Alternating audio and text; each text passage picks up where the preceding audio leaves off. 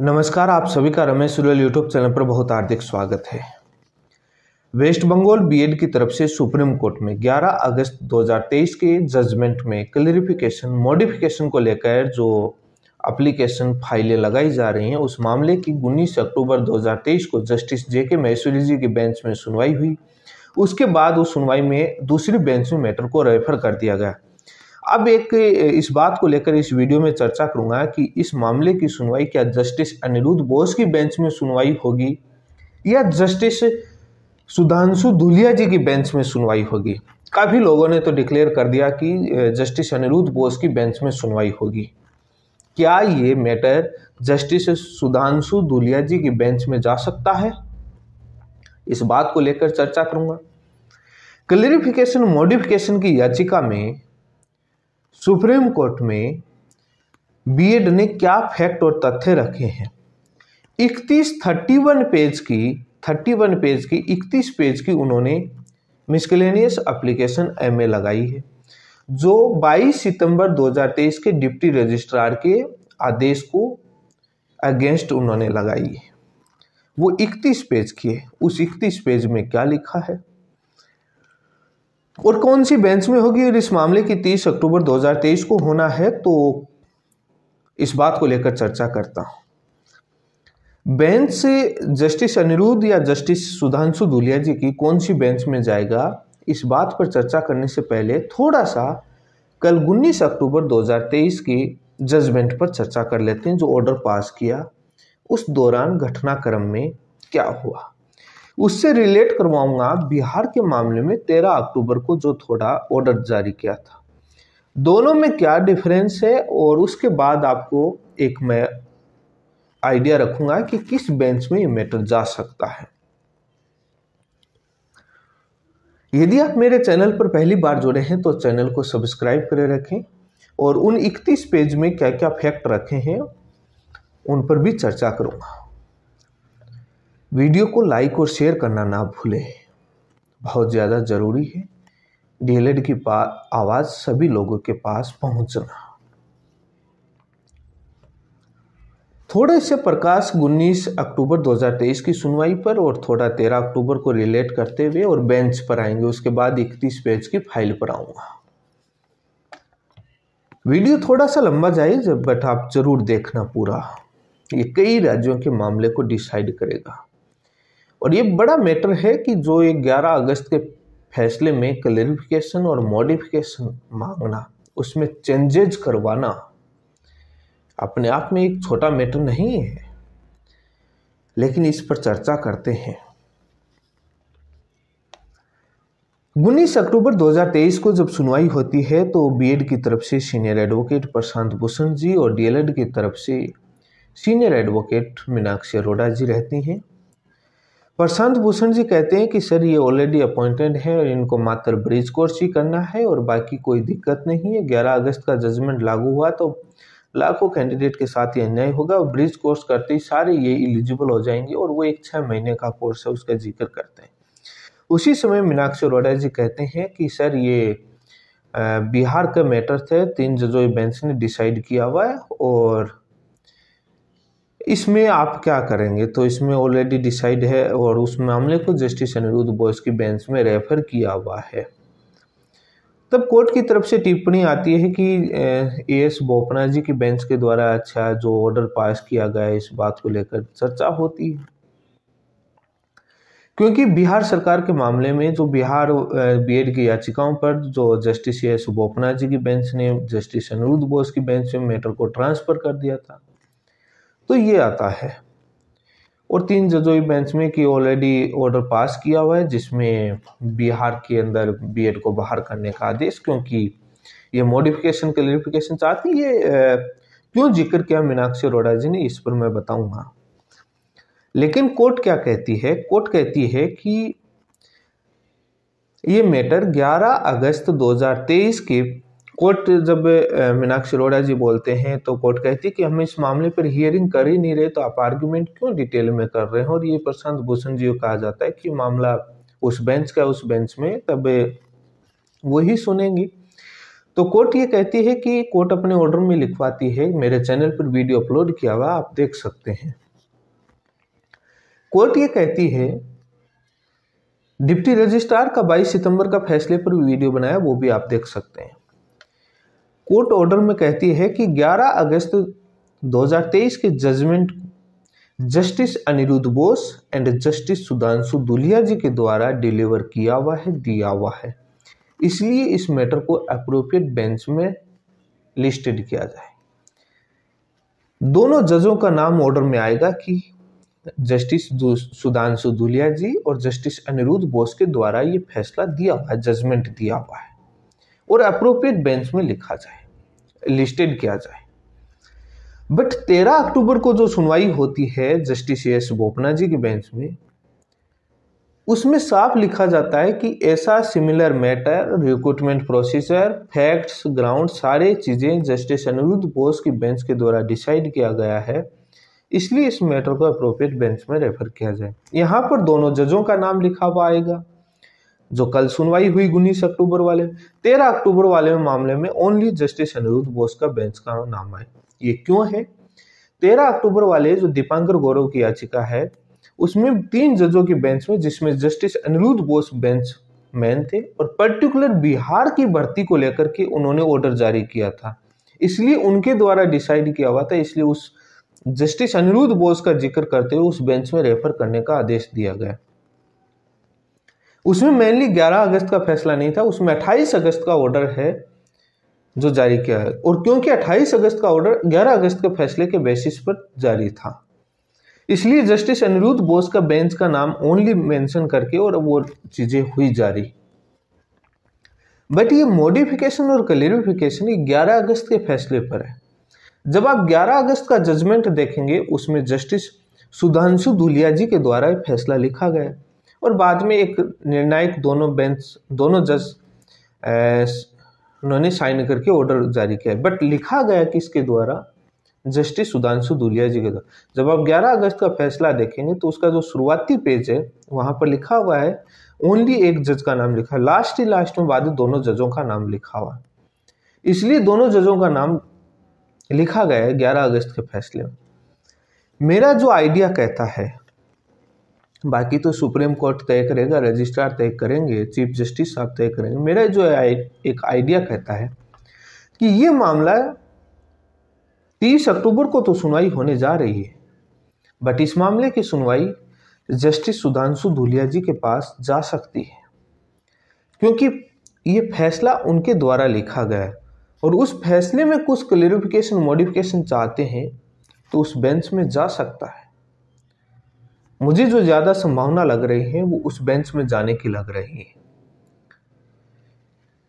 और इस मामले में टिप्पणी में जो सुप्रीम कोर्ट ने, महेश्वरी जी ने जस्टिस एस बोपन्ना जी की जिक्र क्यों किया वो मैं चर्चा करूंगा, जिसमें 2 मामले हैं। तो मुझे ये लगता है कि जो एक रूमर फैलाया जा रहा है कि मात्र जस्टिस अनिरुद्ध बोस की बेंच में जाएगा, कोई जरूरी नहीं। हो सकता है कि जस्टिस अनिरुद्ध बोस की बेंच में भी चला जाए, लेकिन जो मुझे लग रहा है कि वो जस्टिस सुधांशु दुलिया जी की बेंच में जाएगा, क्योंकि इसमें और उसमें फर्क है। 13 अक्टूबर वाली में 19 अक्टूबर, 13 अक्टूबर वाली में ये फर्क है कि वो 28 अगस्त का ऑर्डर था जिसमें अनिरुद्ध बोस के बेंच ने उस आदेश जारी किया था और उन्हीं के द्वारा ऑर्डर सुनाया गया था, इसलिए वो वहां पर पर्टिकुलर एक जज का नाम मेंशन होकर के और अप्रोप्रिएट का लिखा।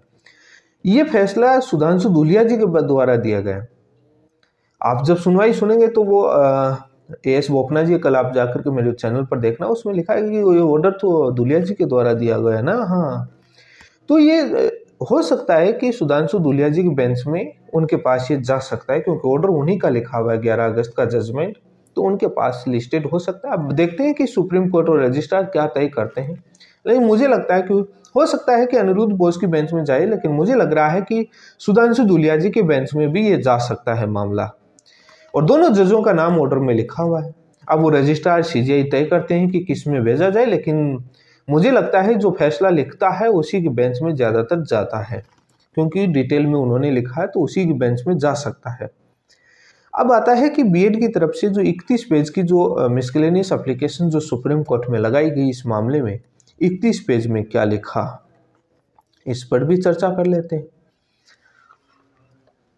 जस्टिस एस बोपन्ना जी का जिक्र क्यों हुआ वो मैं बताऊंगा। 31 पेज में उन्होंने 15 पेज के अंदर, शुरुआती 15 पेज में वो सारे फैक्ट और तथ्य रखे हैं क्यों डिप्टी रजिस्ट्रार का 22 सितंबर का फैसला गलत था। उसके बाद उन्होंने रजिस्ट्रार साहब का जो इनके पास लेटर आया था कि आपकी मिसलेनियस एप्लीकेशन को डिसमिस कर दिया है, तो वो लेटर और 22 सितंबर का उन्होंने ऑर्डर लगाया जो काफ़ी पेज का था। और उसके बाद छत्तीसगढ़ के मामले का 35/325/2023 जो सुप्रीम कोर्ट में जो छत्तीसगढ़ के मामले में रिलीफ दी थी उस मामले का इन्होंने जिक्र किया है।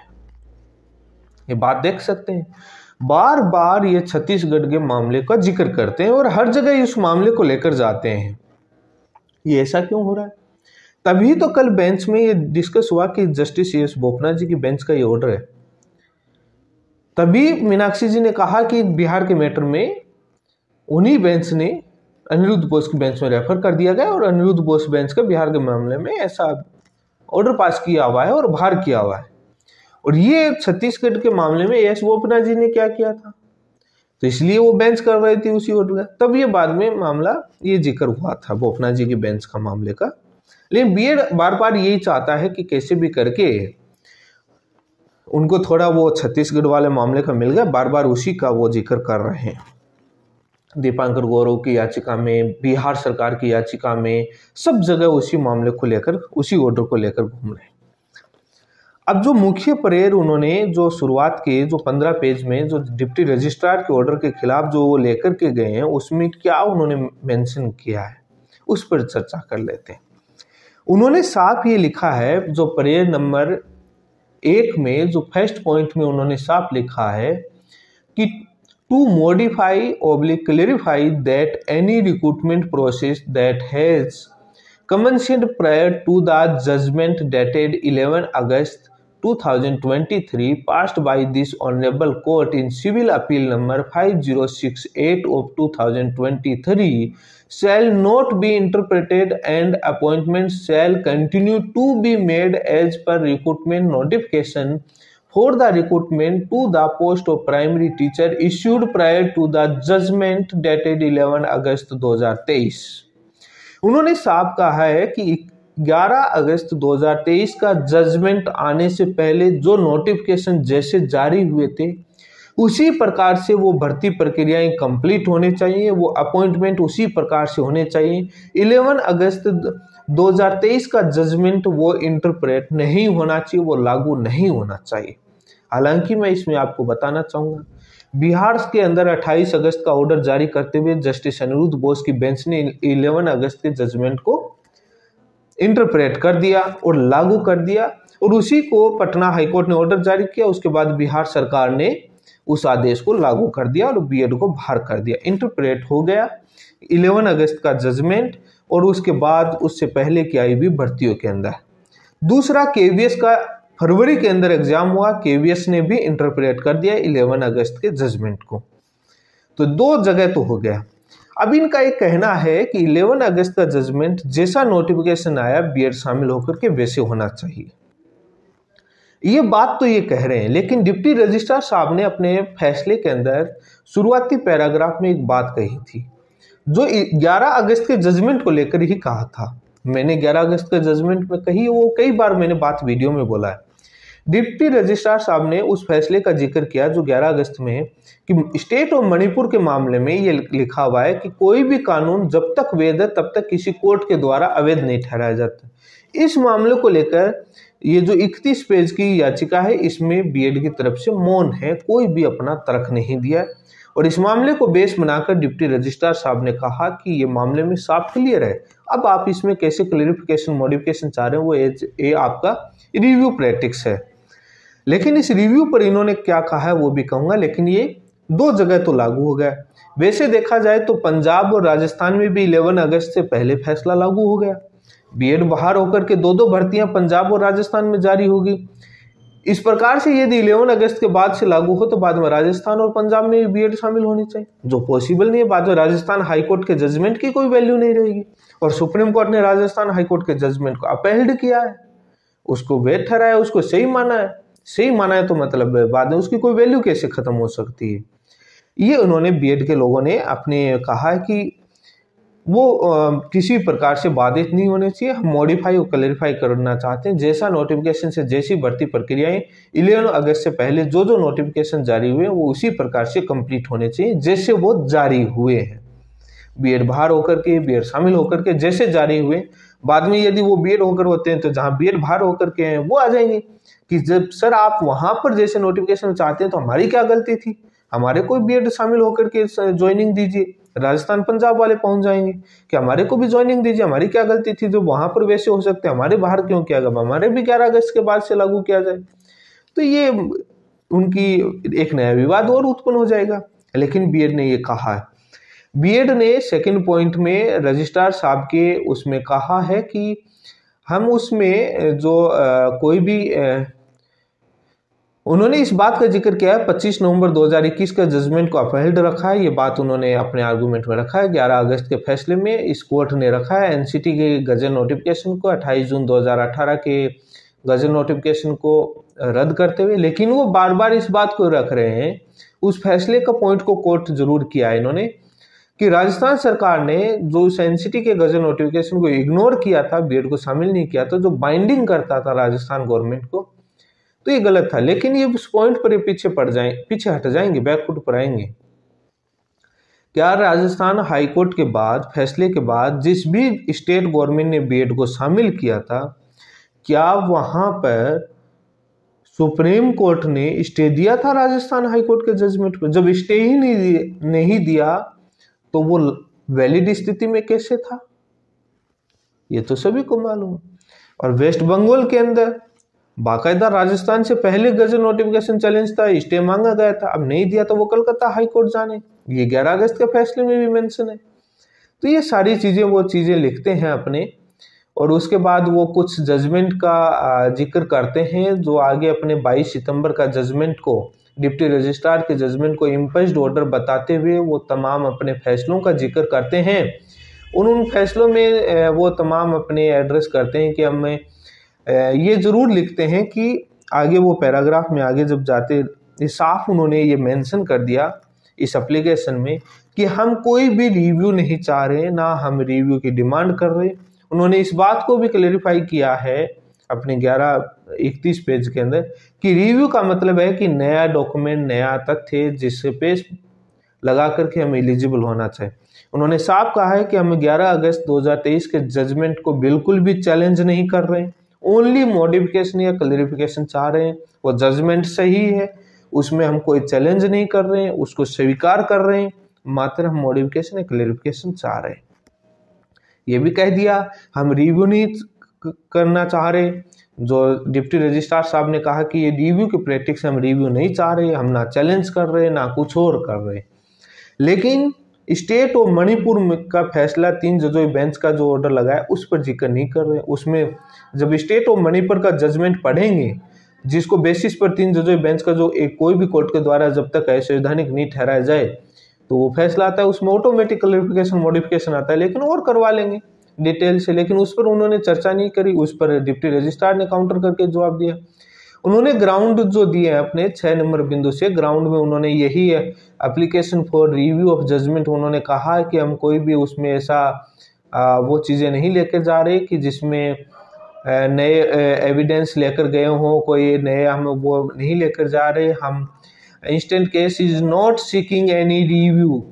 In the instant case, none of the above criterion is fulfilled, and as such, applicant in the instant case is not seeking any review.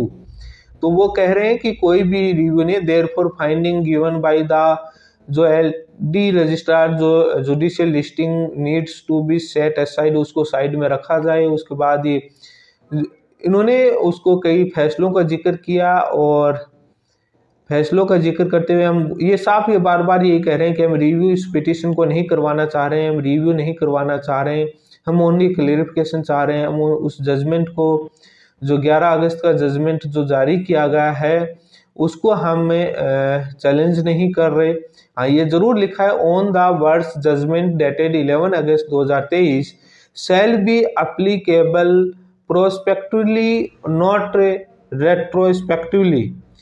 पीछे से लागू नहीं किया जाए, शैल बी एप्लीकेबल प्रो आगे से लागू किया जाए, रेट्रो नहीं, ये बात उन्होंने साफ कहा है। Therefore, there is no challenge to any of the finding given in the judgment dated 11 August 2023 passed in civil appeal number this। तो ये कहा है कि हम उसको चैलेंज नहीं कर रहे, हम रेट्रो और प्रो पर ही जाकर के जा रहे हैं। उन्होंने कहा कि applicant is not challenging the judgment dated 11 August 2023 passed in civil appeal 5068/2023 and is only seeking modification clarification to the extent that any recruitment process that has commenced prior to the judgment dated 11 August 2023 passed by this honorable court in civil appeal number this shall not be interrupted and appointments shall continue to be made as per recruitment notification for the primary teachers। तो उन्होंने वही बात मैंने जो शुरुआती prayer में जो लिखा है वही बात यहाँ उन्होंने लिखी है। तो उनका यही कहना है कि हम कोई उसमें वो नहीं करना चाह रहे, हम रिव्यू नहीं करवा रहे, हम ओनली मॉडिफिकेशन रेट्रो और प्रो पर जा रहे हैं। लेकिन आप सोच रहे होंगे कि इसमें छत्तीसगढ़ वाले मामले की कैसे चर्चा है। लास्ट में जाकर के उन्होंने जो अपने पेज लगाए उसमें छत्तीसगढ़ का 35,325 SLP नंबर जो छत्तीसगढ़ के मामले में जो रिलीफ दी गई उसका जिक्र किया, वो ऑर्डर लगाया है उन्होंने कि छत्तीसगढ़ के मामले में देखिए सुप्रीम कोर्ट की जस्टिस एस बोपन्ना जी बेंच ने रिलीफ दी है। बट वो ये नहीं कहेंगे जब कोर्ट पढ़ेगी कि हाई कोर्ट डिसाइड करे लो और मेरिट के बेसिस पर, वो नहीं देखें वो कैसे लेके आए, वहां पर क्या उन्होंने किया। लेकिन ये DLED की टीम वहां पर रखेगी, डोंट वरी। तो ये सारी चीज़ें उन्होंने जो मिसलेनियस एप्लीकेशन में जो सारी चीज़ें उन्होंने क्लैरिफिकेशन के मॉडिफिकेशन में लगाया है, कोई उन्होंने विशेष तौर पर वो सारी तथ्य नहीं रखे हैं कि मात्र इनका मॉडिफिकेशन रेट्रो और उसको लेकर ही है, और ये सारे कुछ फैसले और तथ्य रखे हैं। उनका मेन ग्राउंड यही है मोटा मोटी तौर पर देखा जाए कि ये जो भर्ती प्रक्रियाएं जो B.Ed शामिल होकर हुई हैं हो जाएं। बाद में इसका मतलब जिस भी सुप्रीम कोर्ट में पेंडिंग था फैसला आया नहीं, हाई कोर्ट में उन छात्रों ने DLED कैंडिडेट ने NCT के नोटिफिकेशन सरकार के नोटिफिकेशन को चैलेंज किया, सब्जेक्ट टू आउटकम रख दिया गया। बाद में उन सब्जेक्ट टू आउटकम का क्या मतलब हुआ, उन कोर्ट की वैल्यू ही खत्म हो जाएगी बाद में। ऐसे 11 अगस्त के बाद से सब्जेक्ट टू आउटकम रखा गया तो कोर्ट की उस हाई कोर्ट की कोई वैल्यू तो होगी सब्जेक्ट टू आउटकम की। सुप्रीम कोर्ट ने 22 अक्टूबर 2023 को सब्जेक्ट टू आउटकम रखा, उसकी भी तो कोई वैल्यू होगी। जहां पर स्टे नहीं दिया गया, स्टे डिमांड की गई जैसे वेस्ट बंगाल में, तो उन छात्रों की गलती थोड़ी है। और जहां जहां सुनवाई होती थी वहां पर यूनियन ऑफ इंडिया पहुंच जाती थी कि सुप्रीम कोर्ट में पेंडिंग है ये B.Ed के कैंडिडेट। तो हम इन तमाम बातों को लेकर के सुप्रीम कोर्ट में जिस भी बेंच में लगेगा वहां पर बहस होगी, DLED की तरफ से भी सारे तथ्य फैक्ट रखे जाएंगे। अब इस मामले पर क्या होता है सुप्रीम कोर्ट ही तय करेगा, लेकिन देखते हैं क्या होता है। ये मोटा मोटी तौर पर उनके एप्लीकेशन पर पॉइंट रखे गए थे, और जो शुरुआती डिप्टी रजिस्ट्रार का जजमेंट में एक्सप्लेन किया हुआ है, और मैंने जो मुख्य बातें हैं वो सारी बातें मैंने बता दी। छत्तीसगढ़ के मामले को बार बार जिक्र कर रहे हैं और ये साफ बोल दिया हम रिव्यू नहीं करवा रहे हैं। लेकिन रिव्यू नहीं करवा रहे उस पॉइंट पर जाते हैं जब स्टेट ऑफ मणिपुर वाला जजमेंट जो कोई भी कोर्ट के द्वारा, तो वो एक क्लेरिफाई करता है, लेकिन उस पर और हो जाएगा। सुप्रीम कोर्ट क्या तय करता है उसी पर है। ये एक फाइल में जो रखे हुए थे आए हुए और रखे हैं। अब सुप्रीम कोर्ट क्या तय करता है दोनों पक्षों को सुनने के बाद ये देखने लायक होगा। वो आपको मेरे चैनल पर बताया जाएगा कि इस बेंच में वो तमाम बातों को लेकर चर्चा होंगी। जो भी सुप्रीम कोर्ट का फैसला आएगा आपको बताया जाएगा। और इसी के साथ आप मेरे चैनल पर जुड़े रहें और चैनल को सब्सक्राइब करें, वीडियो को लाइक और शेयर जरूर करें। आप सभी का बहुत बहुत धन्यवाद।